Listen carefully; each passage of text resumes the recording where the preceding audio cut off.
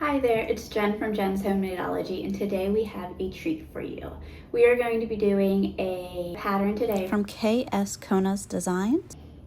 And Kim, I hope I am saying it right.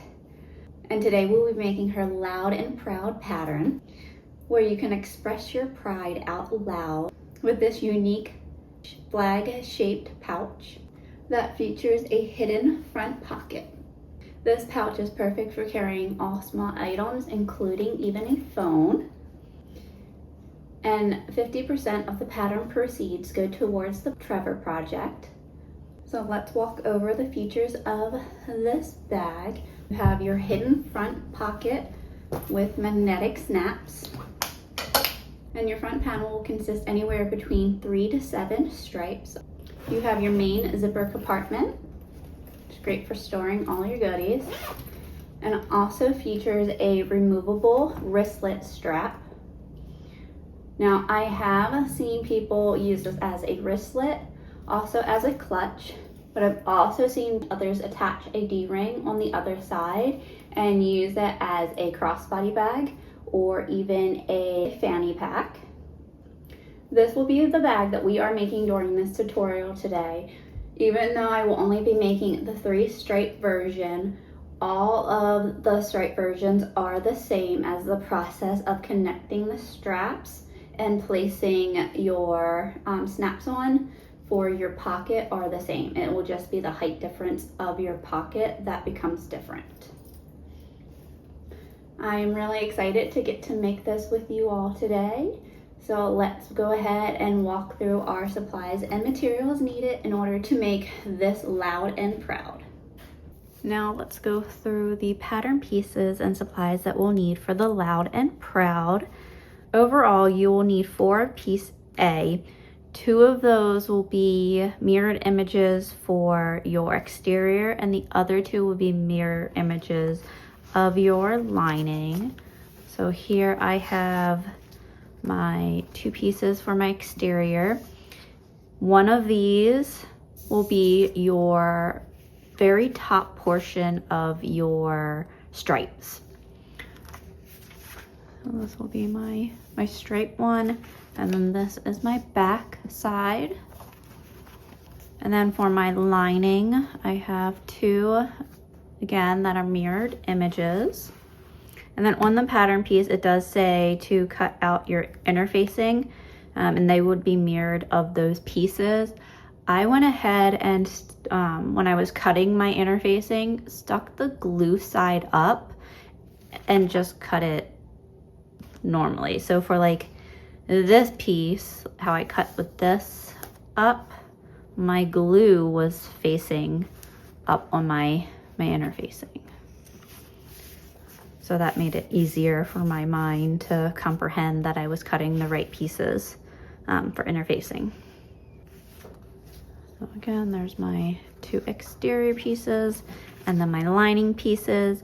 If you are using a cotton woven or like a thin material for your lining, you can consider applying a woven interfacing, which is what I did on these, just to help give it a little bit more structure. And then overall, you'll need 2 pieces of stabilizer that's fleece, and you'll cut mirror images. So one would be this way and the other would be that way. I've already attached my fleece to my main pieces. And then depending on which stripe option you're doing, there is a 3 to 7 stripe option. I'm going to be doing the 3 stripe option in this tutorial today. So I would need 2 pieces of C, because my 3rd stripe again is that 1 piece of A. And those you want to cut in the same wave. And then in the pattern later, they're going to reference these as C1 and then C2, and if depending on how many stripes you have, you would keep going down your line. And then even if you're doing a cotton woven for these, you aren't to interface these until it is mentioned in the instructions. That will make stitching those curves and allowing them to lay flat easily. On a piece of D, which is your zipper tab. And then piece E, which is essentially the lining to that front pocket that's on your front panel. So this is the part that goes behind your stripes. And then there's a pocket there. So this will be the backing to that. You'll need one of the fabric and then one mirrored for the interfacing.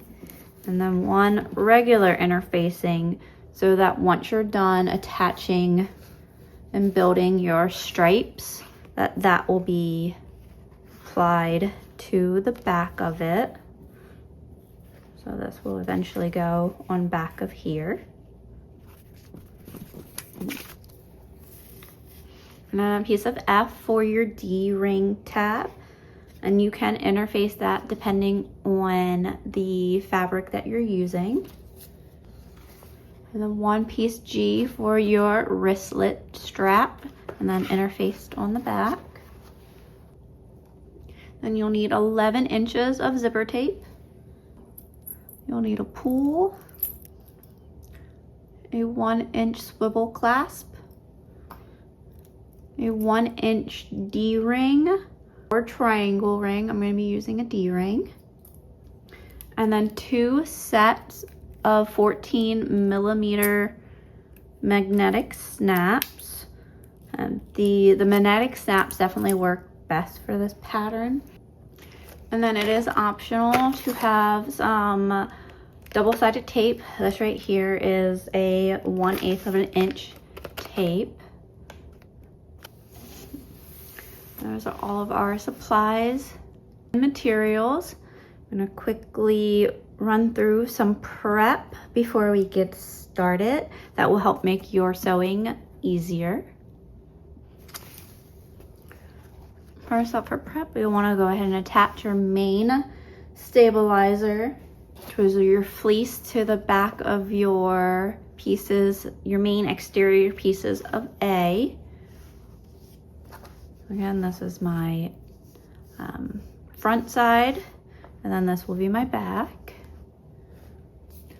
And then on my pieces of C, on the back side, I do recommend, at least on the bottom part of your stripes, to draw on a 1/4 seam allowance, because in the instructions, we are going to be sewing with a scant 1/4 seam allowance, so it's going to be slightly less than that, and this will allow you to be able to sew evenly across your piece with that same seam allowance. I also took and marked the top and bottom centers of these pieces, and I just did that by taking my pattern piece and where those two pieces were centered, where I attached them and made those markings, because we're going to want to place those together first before clipping out and then being able to sew. And I did those in a heat erasable pen. And that's my prep that I did for these to make my sewing easier. So let's go ahead and get started. Now let's get started sewing. First, we're going to start off with our wrist strap. So you'll need your piece G. If you are using a quilting cotton or a lightweight material that you want to put interfacing on, go ahead and interface that before getting started. We're going to mark our center of our strap from the long way. So going back, I don't want to say old schooling it, but going back old schooling it, hot dog folding that to find that center. And if you would like, you can place double-sided tape along those and fold it down I'm just going to use a few clips and press it.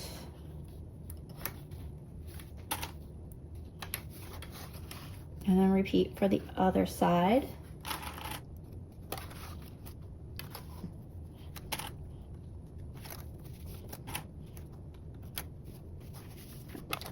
I have a piece that will look like that. If you are doing double-sided tape, make sure that you place it about 2 inches down from both of your ends. So that way you have room to sew on the next step. Take and then fold this in half to hide those raw edges. And I'm gonna slip on my swivel hook. Take it down past the clips. Now I wanna bring it around so that right sides meet. And I'm gonna open up those ends of the strap so that I can sew and join this and make it a continuous loop before I top stitch. I'm going to go ahead and sew with a 1/4 seam allowance.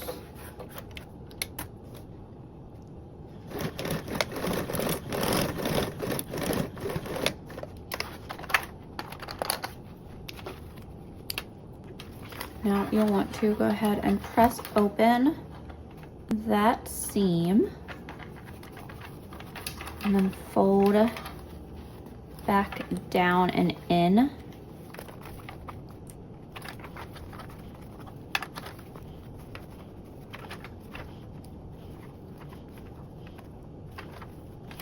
Now, once you have that, go around and enclose those raw edges all the way around.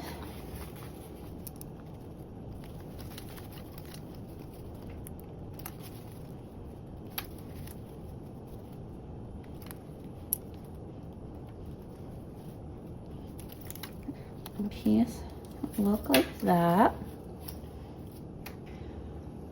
Now we're going to top stitch each of our sides all the way around with a 1/8 seam allowance. And there's a tip that if the seam is thick, especially where you joined your pieces, to make a loop, you can consider hammering the seam or pressing the seam with the key fob clamp before you begin sewing. Like I said, I'm going to top stitch with a 1/8 seam allowance around.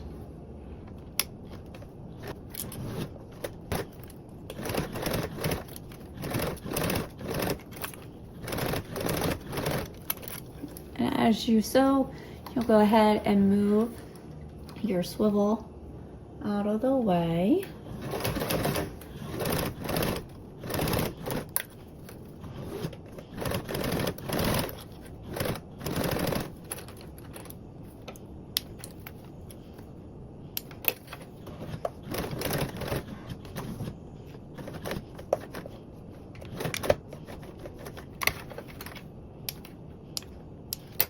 Now we'll repeat on our other side.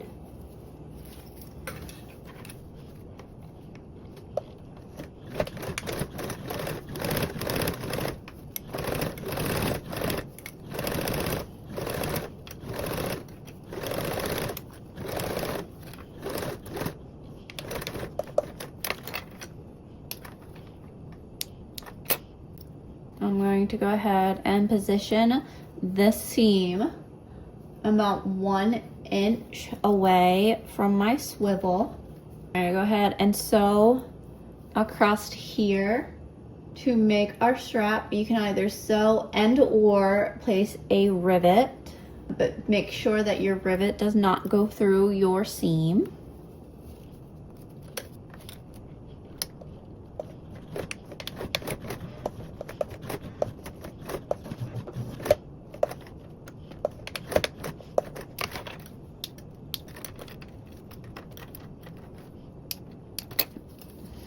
Now there is your completed strap.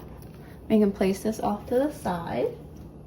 Now moving on to our D-ring connector, so you'll need your piece of F. And if you are using quilting cotton, make sure that you are applying your interfacing to the back side. Again, we're going to fold that kind of hot dog style again and find our center line. And you can either place double-sided tape along the two long ends or just fold down. On simple pieces like this, I do like to just use clips versus my tape. Now we can top stitch around the perimeter with a 1/8 seam allowance.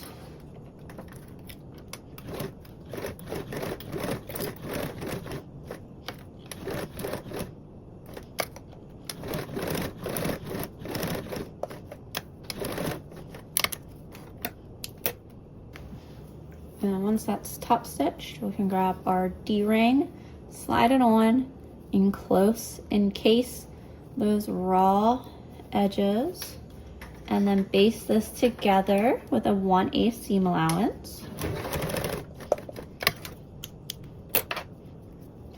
Now you place this off to the side.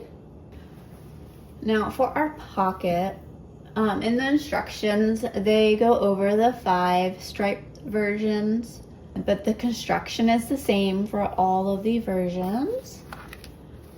You'll want to mark your centers of all your long pieces, which I did if you watch the prep part of that video, I ended up doing it on the back side of my pieces, along with drawing on a 1/4 seam allowance. Keep in mind that your piece of A is your top part of your stripe, and then these will be your other pieces, because this will make a pocket.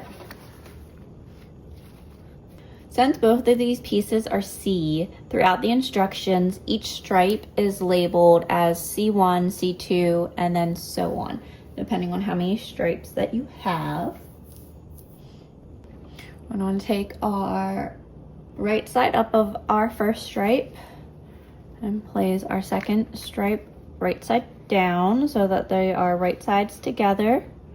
We're going to match that center seam and then continue to clip it out.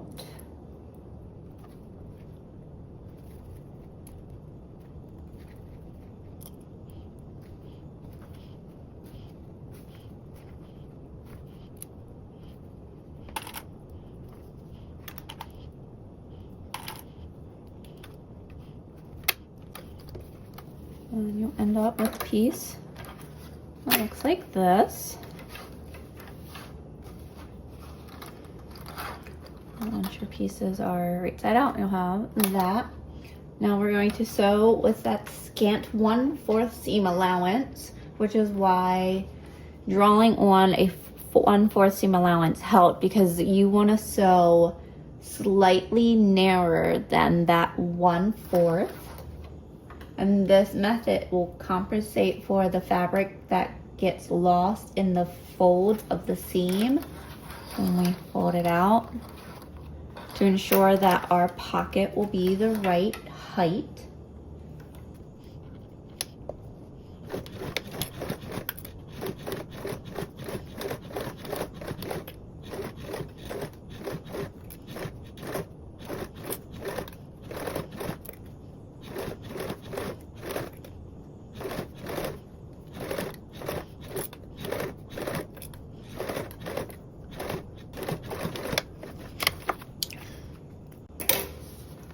And there you have that.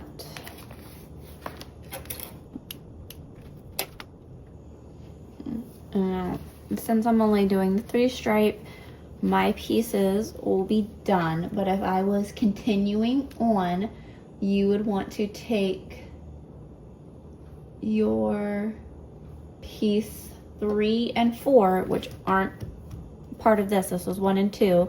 You'll take your piece 3 and 4 and match those together and do this process. And then you would take those 2 pieces as a whole, so I would have basically 2 of these, and connect them. You can see those steps in step 17 through 22 if you are doing more than just the 3 stripes. So here's our front, and there's our back. And now we're going to want to press the seam down. Mine's going up because I had vinyl. So that one over top of the quilting cotton.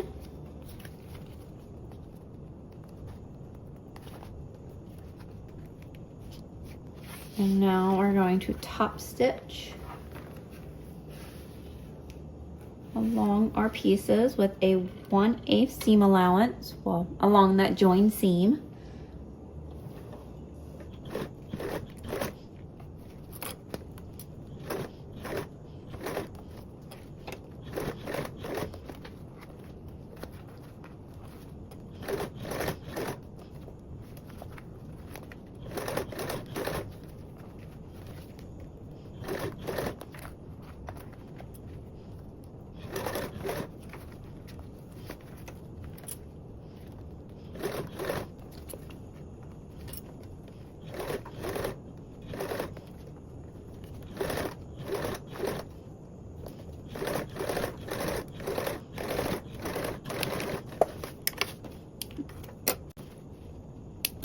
And then there's your stripes.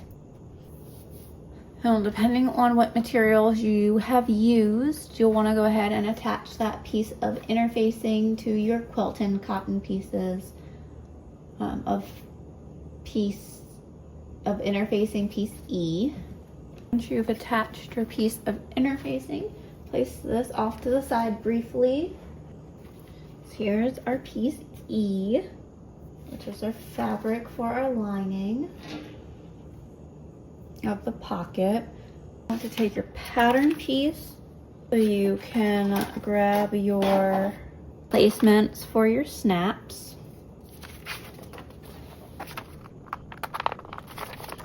I'm just going to make holes in that. Oh, I have a heat erasable pen just in case anything happens. Just make sure that this is facing the right side up so it follows your curves.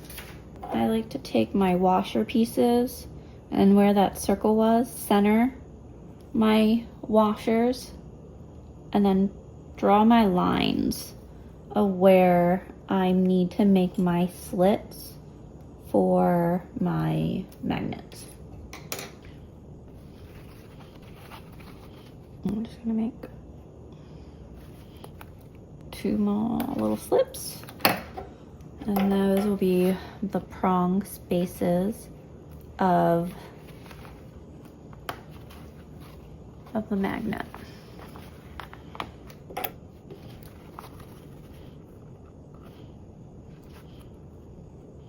And depending on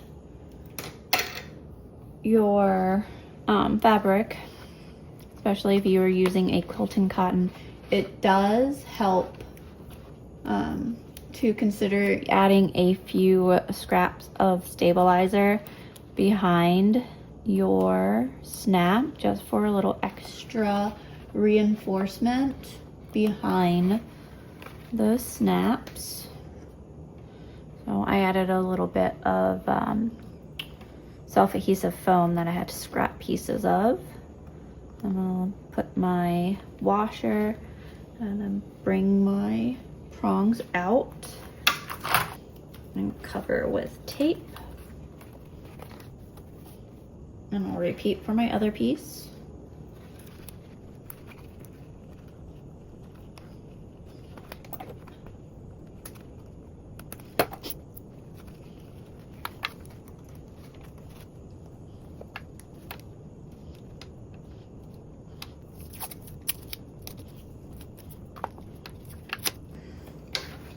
these are attached. And you've attached your interfacing to your back of your applique piece of C's for your stripes.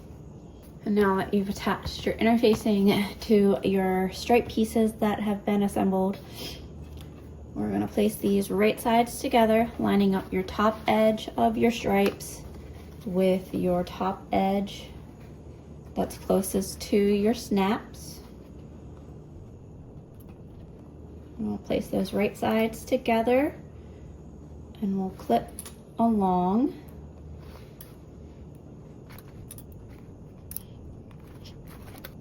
And then sew together using a 1/4 seam allowance.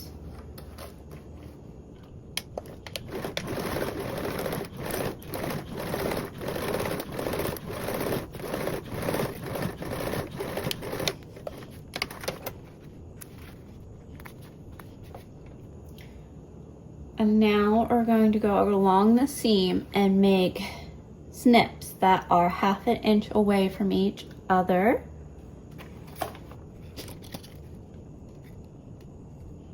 So you can see real quick for visual reference, we're going to make snips 1/2 inch away, and we will not snip into our stitching.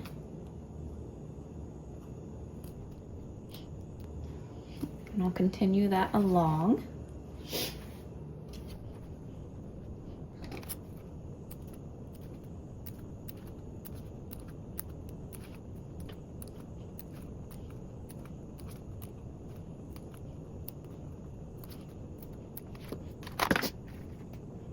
Now we're going to turn right side out and press. I like placing clips as I press just to help keep those seams together.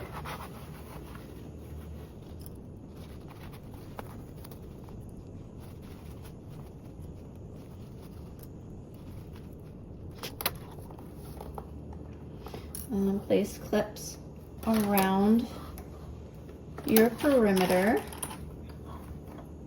to help hold everything in place.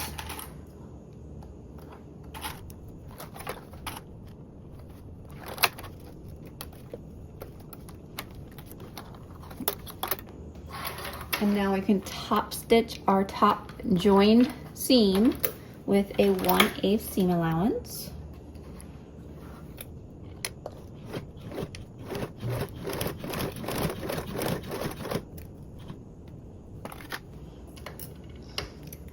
Using a little scrap of fabric just to help me get around my snap.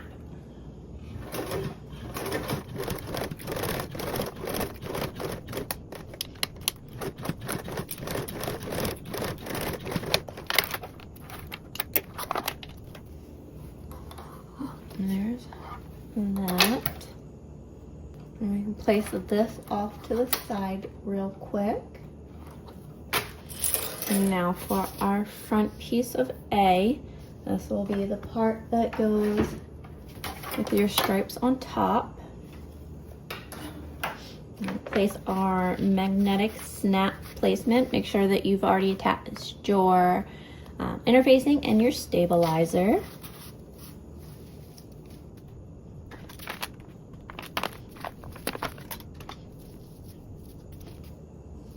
Again, find my snap placement. You can also take your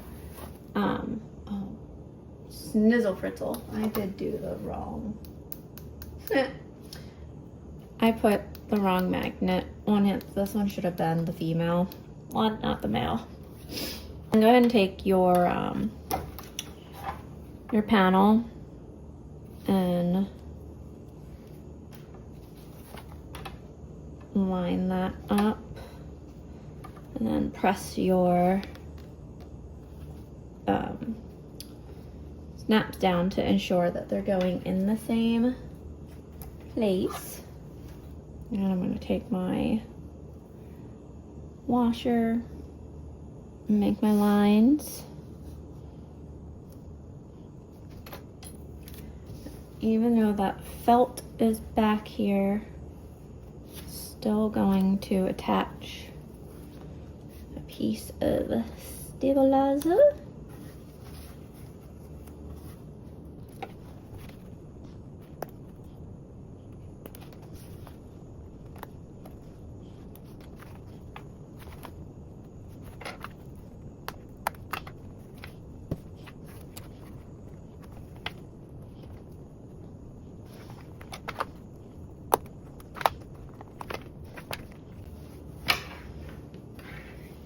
And place your washers and push out.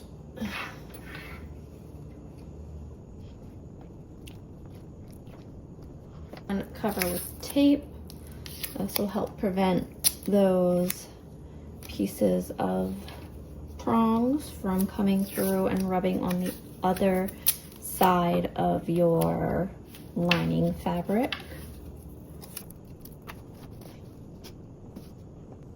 Now you can place your striped pieces, which is the piece that's connected to E with your magnet, and then include your piece A into your clips.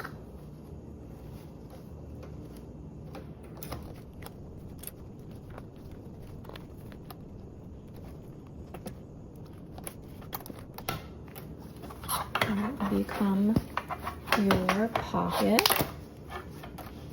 And then with a 1/2 inch overhang of the D-ring, you want to place that above your stripe. Now, depending on how many stripes you're doing, the height of your D-ring will shift because the height of the stripes will be different. If you are doing the 6 or 7 stripe version, you will be placing your D-ring connector about 3/8 of an inch away from the top panel.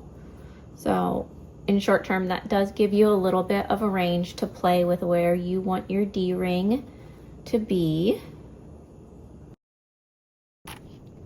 Now we can baste around to attach our pocket along with our D-ring connector, basting around with a 1/8 seam allowance.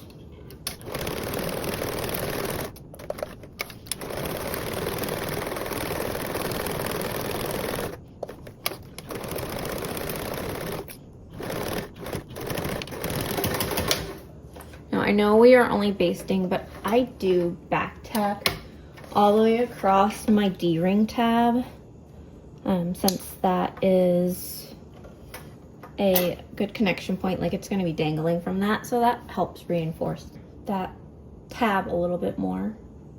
And then we can place our front panel off to the side. There's that pocket, and there's our stripes.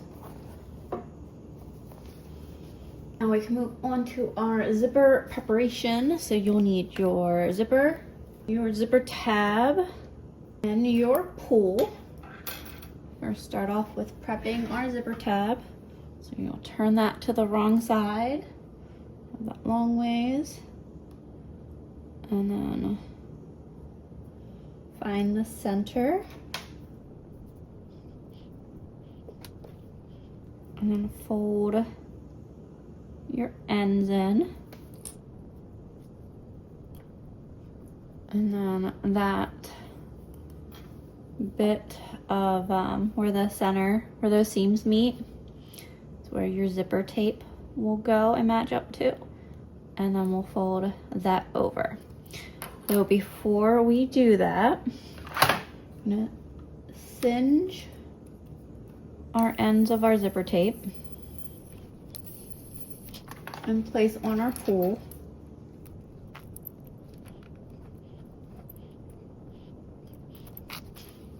Now on that same end that you placed on the pull is going to be the end that your zipper tab goes onto.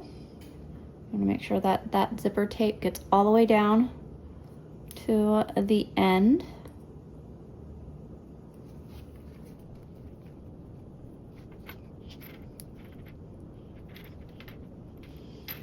And then we can top stitch that seam. using a 1/8 seam allowance.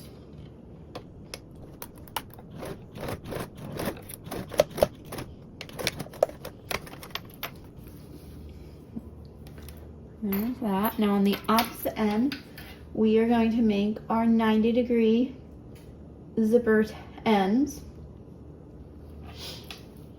And you'll mark 1/2 inch from the edge. Do that on both of my sides.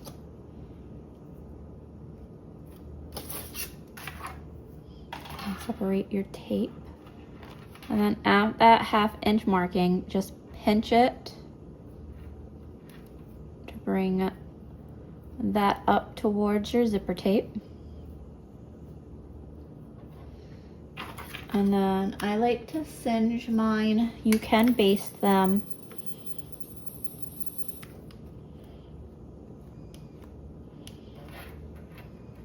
Again on the other side, pinching at that 1/2 inch line to bring that up.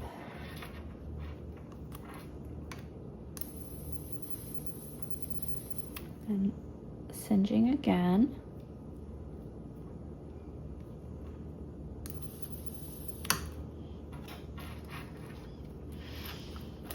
If you like, you can baste those.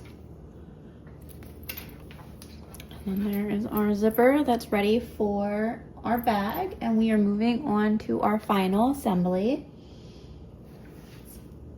So we will grab our front panel piece that has our pocket. Now if you're looking at step 40, which is the start of your final assembly, it just shows you this panel without your pocket attached to it, just so you don't accidentally grab your back panel. It is your front panel that you want.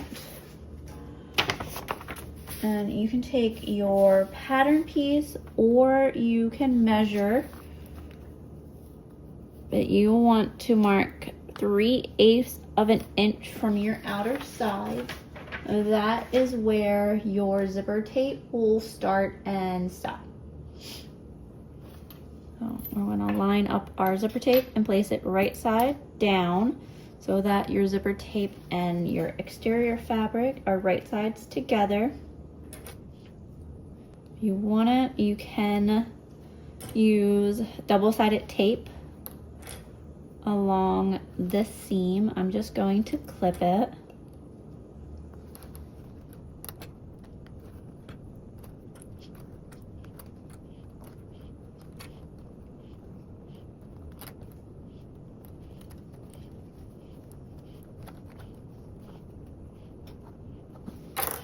And you can unzip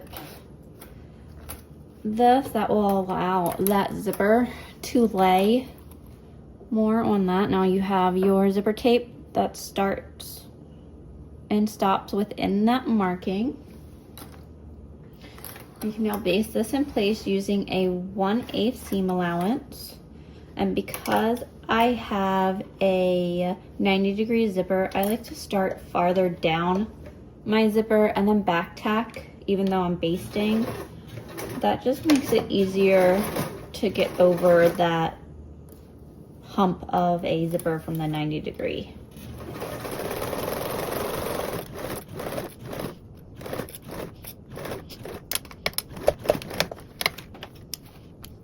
And then we will take the corresponding lining, the one that matches your curve. There we go, on the right sides together.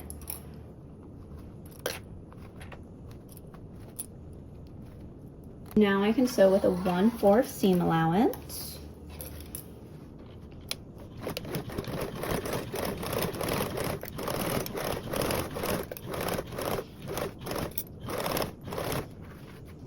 Once I get to my zipper pull, I'm actually gonna lift up my foot so I can slide my zipper out of the way to make getting this part easier.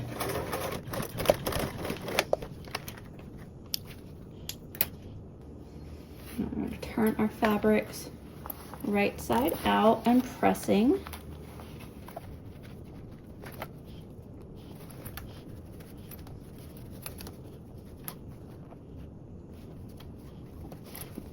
Now we can top stitch that seam with a 1/8 seam allowance. And you are only going to want to top stitch from one end of the zipper to the other. You want to leave this portion, that 3/8 of an inch, untop stitched.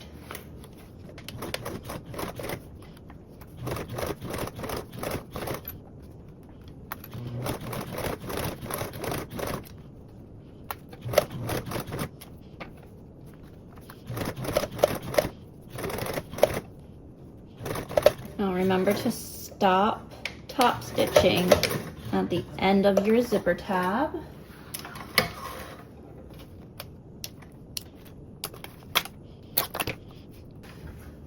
Now we're going to repeat the same thing with our other exterior panel, marking our 3/8 inch markings. And then with this right side up, take our panel, place that right side down so that your zipper tape, again, is right side together with your fabric. We'll place our zipper tape within that marking.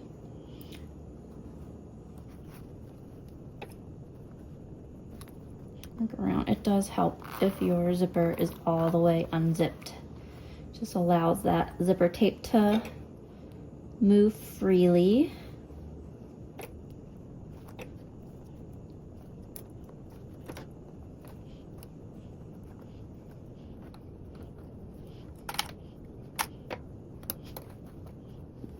And then another thing I like to do is to take your other panel and just match it up to the panel that you're doing, and make sure that your zipper teeth end in the same spot. And then same thing with this panel, taking your completed panel and lining it up and making sure that your tab is in the same position, just in case your markings ended up being off.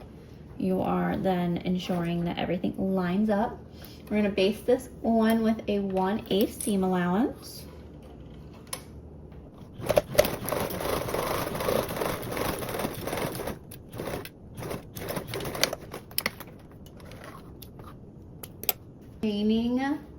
Main lining, and we're going to place that right side down, matching along that raw edge to enclose our zipper.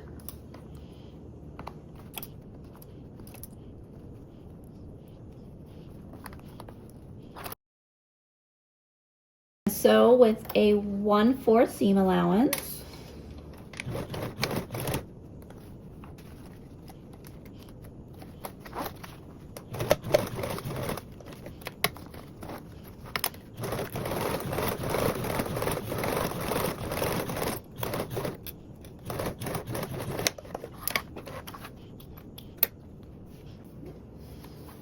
and again, we're going to turn that out and press it. I like to match up my bottom seam or my bottom edges.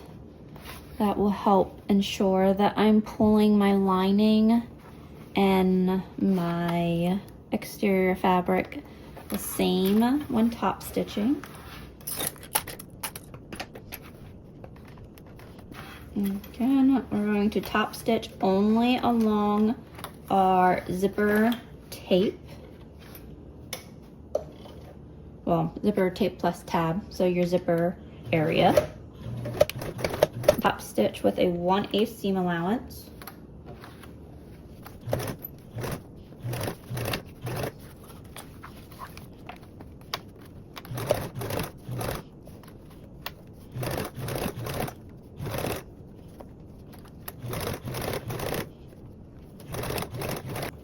And then once you're done top stitching, make sure that you stopped and start it at the end and in the area of your zipper tape.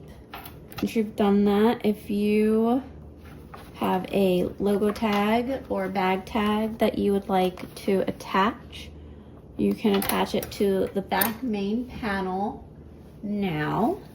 I'm not going to attach one, so that would be there. Now we are very close to the end of our bag. This is kind of the final part of the assembly. We're gonna match our exterior fabrics right sides together and our linings right sides together. And we're gonna wanna make sure that this zipper gets pushed towards our lining piece. So we'll line our exteriors up like that.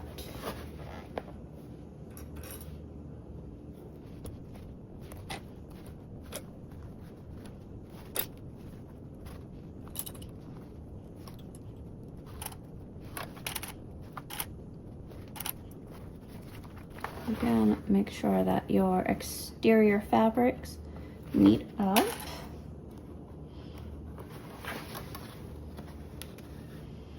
Now we can clip our lining fabrics together.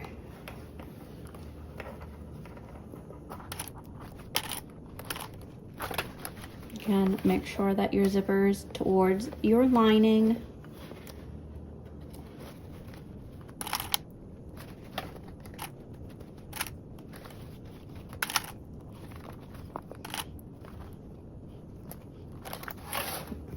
Now I saved the bottom for the last part of the lining so that we could leave a 6-inch birthing gap at the bottom.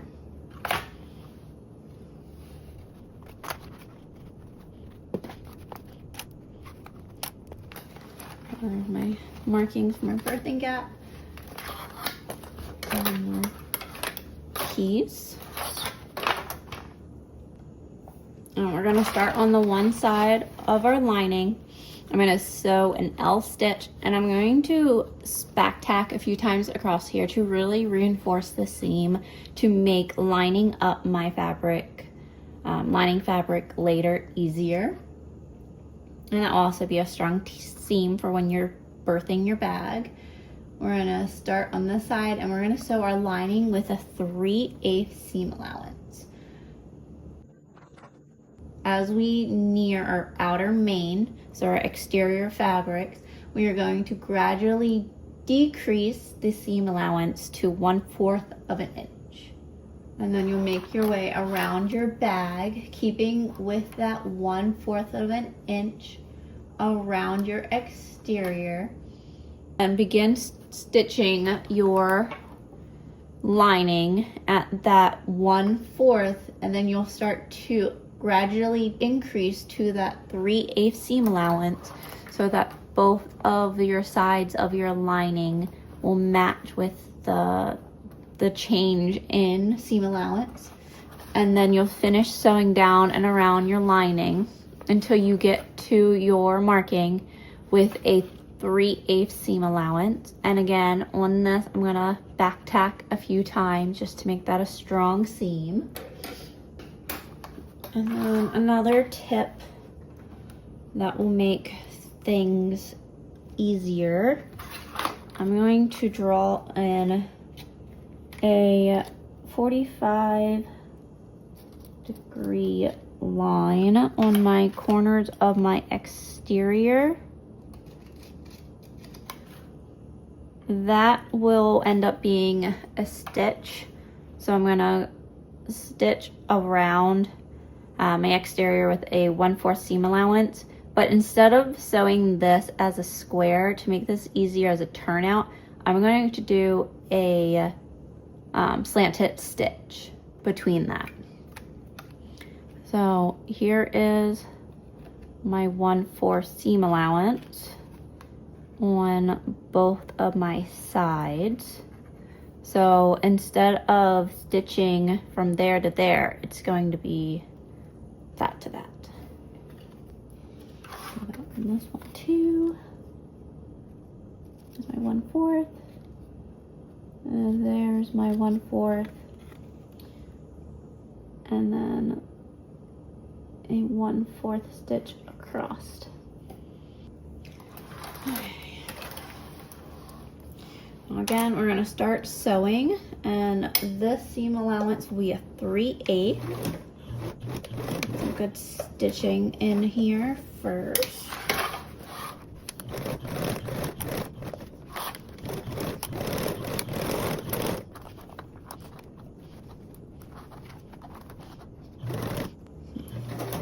And then remember, once you start getting closer to your exterior fabric, we are going to decrease our seam allowance to a 1/4.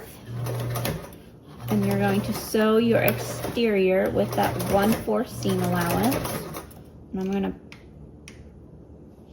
go ahead and back tack over my D-ring tag.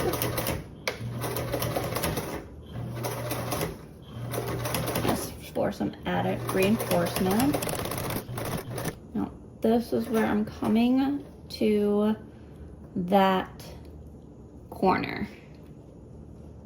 Now, instead of sewing down to that point of where my 1/4 seam allowance would be, I'm going to sew it at an angle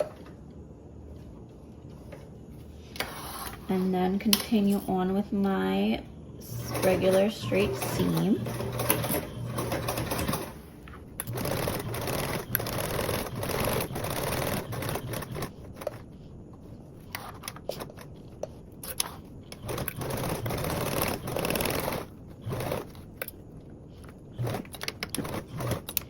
We're going to start to sew our lining with that 1/4, but then we're going to increase slowly until we get to that 3/8.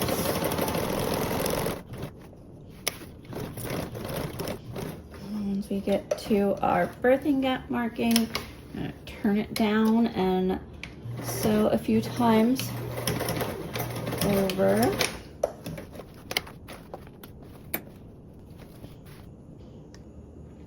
Once done, you can go ahead and trim your seam allowance by half.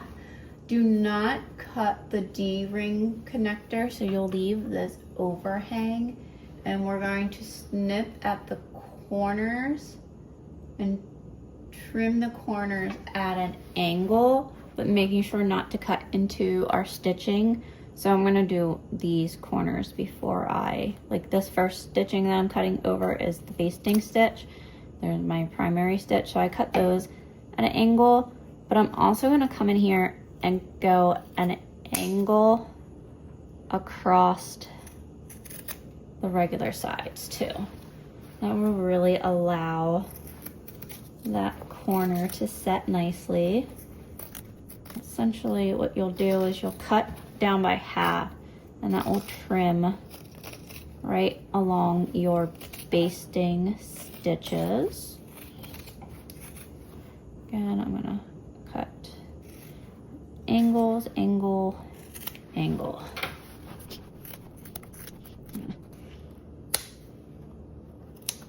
Don't cut our D-ring tab.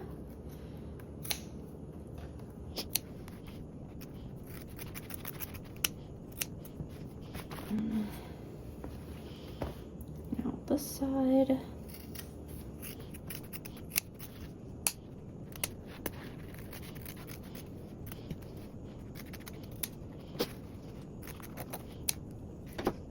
We are a turn and a top stitch away from our finished bag. Stick our hand down in here and birth our bag through that gap. I like to put my hand in each of those corners, make a little Pac-Man deal, and then pull it through.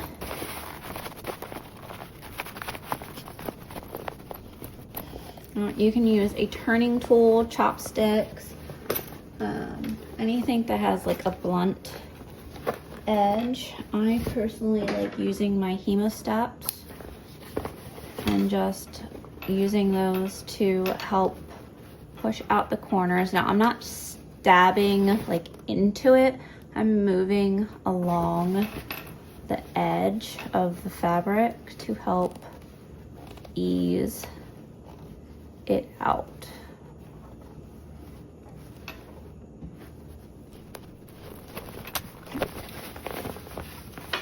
Now, lining a bit and fold down that seam allowance. Now remember, for your lining it was 3/8 of an inch, so there will be a good amount of fabric to fold down. And also remember that this is not going to be a straight seam. It will have that curve of the bag. You can whip stitch this if you wanted to hand stitch it. You definitely can top stitch it. I would recommend doing a thread that matches your lining color. I'm just gonna go ahead and do black so I don't have to change out, since I've been doing it on the rest of my bag anyway. You can just stitch from closing point to closing, or where you need to close from.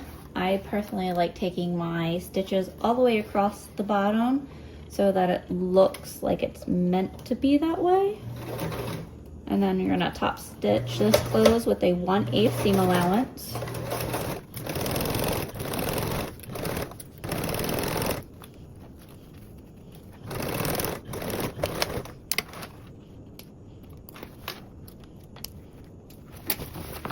Now push your lining into your bag.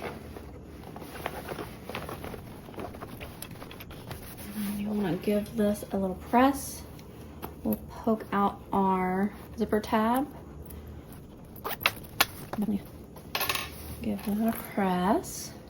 But before I do, let me show you our final. Now I haven't given a press yet, but here is our final loud and proud with our wristlet strap.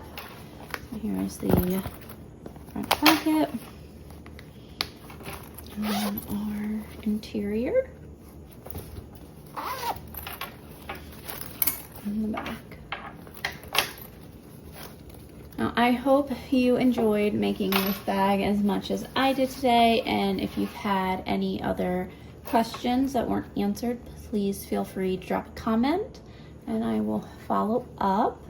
Hopefully this video has helped you make it past any part that you were stuck on or has inspired you to make your own.